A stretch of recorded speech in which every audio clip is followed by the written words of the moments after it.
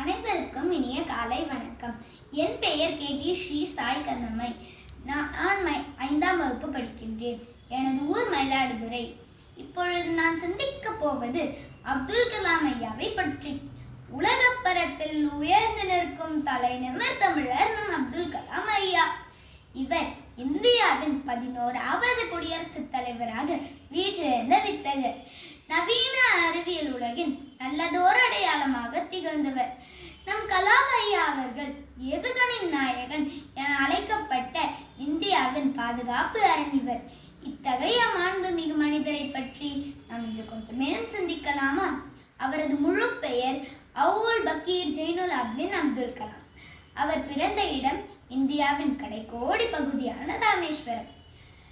அவர் October 15, 1931 பிறந்தார். அவரது பெற்றோர் பெயர் ஜெயினுல் ஆப்தீன் ஆசியம்மா. இளமை காலத்தில் அப்துல் கலாம் ஐயாவின் குடும்பம் வறுமையில் வாடியது. எனவே தனது குடும்பத்திற்கு உதவியாக தன்னுடைய சிறு வயதிலேயே செய்தித்தாள்களை விற்பனை செய்தார். அவர் ராமநாதபுரத்தில் பள்ளி படிப்பையும் திருச்சி சென்ட் ஜோசப் கல்லூரியில் சேர்ந்து இயற்பியல் பட்டம் பெற்றார். பிறகு சென்னையில் உள்ள MITயில் 1955 விண்வெளி பொறியியல் படிப்பில் சேர்ந்து முதுகலை பட்டம் பெற்றார். அவர் பாதுகாப்பு ஆராய்ச்சி மற்றும் மேம்பாட்டு அமைப்பில் DRDO விஞ்ஞானியாகவும் அறிவியல் நிர்வாகியாகவும் பணியாற்றினார். அவரது எண்ணங்கள் இளைஞர்களையே வட்டமடித்தன. காரணம், உலகின் எதிர்காலம் அவர்கள் கையில்தான் என்று அழுத்தமாக நம்பியவர் நம் கலாம் அவர்கள். கனவு காணுங்கள், உறக்கத்திலே வருவதல்ல கனவு.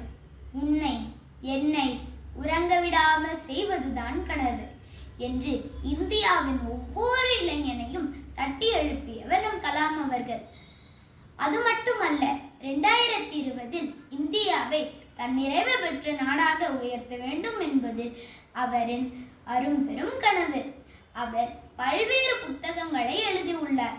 அவற்றுள் புகழ்பெற்றவை இந்தியா 2020, அக்னி சிறகுகள், எழுச்சி தீபங்கள்.